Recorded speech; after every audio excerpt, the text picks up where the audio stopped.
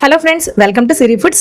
ఇవాళ వీడియోలో ఒక కప్పు పాలు, ఒక కప్పు పుట్నాల పప్పుతోటి కేవలం 10 నిమిషాల్లోనే చాలా ఈజీగా తయారు చేసుకోగలిగే ఒక డిఫరెంట్ స్వీట్ రెసిపీని చేసి చూపిస్తున్నానండి. ఇది చాలా టేస్టీగా ఉంటుంది. స్వీట్స్ ఇష్టపడే వాళ్ళకి ఇది బాగా నచ్చుతుంది. దీని టేస్ట్ అచ్చం బేసన్ లడ్డూలా ఉంటుందండి. చాలా బాగుంటుంది. ఈ డిఫరెంట్ స్వీట్ తయారు చేసుకోవడానికి ముందుగా స్టవ్ ఆన్ చేసి ఒక నాన్ స్టిక్ ప్యాన్ పెట్టుకోండి. ఇది అంటుకుపోకుండా బాగా వస్తుంది. ఒక కప్పు కొలతగా పెట్టుకోండి. ఆ కప్పుతోటి ఒక కప్పు పాలు, అదే కప్పుతోటి ఒక కప్పు పుట్నాల పప్పుని వేసుకోండి. మంటను మీడియం ఫ్లేమ్లో ఉంచుకోండి. పాలు ఒక పొంగు వచ్చేంత వరకు మరిగితే సరిపోతుంది. ఇలా ఒక పొంగు వచ్చిన తర్వాత స్టవ్ ఆఫ్ చేసేసి దీన్ని పూర్తిగా చల్లారనివ్వండి. 1 నిమిషం పాటు అలా పుట్నాల పప్పు పాలల్లో ఉడికితే టేస్ట్ బాగుంటుందండి. ఇది పూర్తిగా చల్లారిన తర్వాత ఆ పాలతో సహా ఆ పప్పుని మిక్సీ జార్లోకి వేసేసుకుని మెత్తని పేస్ట్ లాగా గ్రైండ్ చేసుకుని తీసుకోండి.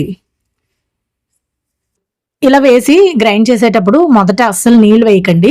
మీకు గట్టిగా అయిపోయింది, మిక్సర్ జార్ తిరగట్లేదు అనుకున్నప్పుడు కొంచెం నీళ్ళు వేసి గ్రైండ్ చేసుకోండి.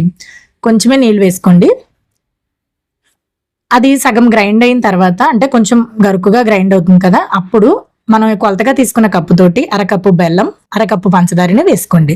వేసుకుని ఇంకా ఏమాత్రం నీళ్లు కానీ పాలు కానీ వేయకుండా పేస్ట్లా చేసుకుని తీసుకోండి. మీకు ఇష్టం లేకపోతే పూర్తిగా బెల్లం వేసుకోవచ్చు, లేదా పూర్తిగా పంచదారతో అయినా చేసుకోవచ్చు. ఇప్పుడు మరలా స్టవ్ ఆన్ చేసి అదే ప్యాన్ని ఒకసారి కడుక్కుని పెట్టుకోండి.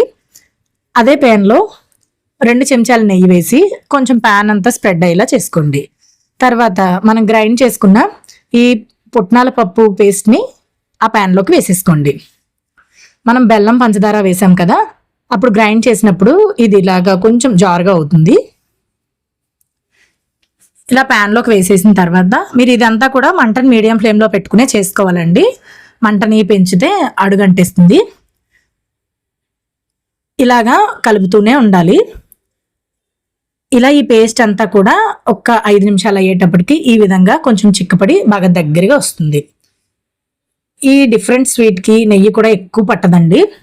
మనం ఇలా దగ్గర పడ్డాక ఒక 2 చెంచాలు నెయ్యి వేసుకుంటే సరిపోతుంది. ఇలా కలుపుతూ ఉన్నప్పుడు దగ్గర పడుతుంది కదా, 2 చెంచాలు నెయ్యి వేసి ఒక 1/2 చెంచాడు యాలకుల పొడిని కూడా వేసుకుంటే టేస్ట్ బాగుంటుందండి.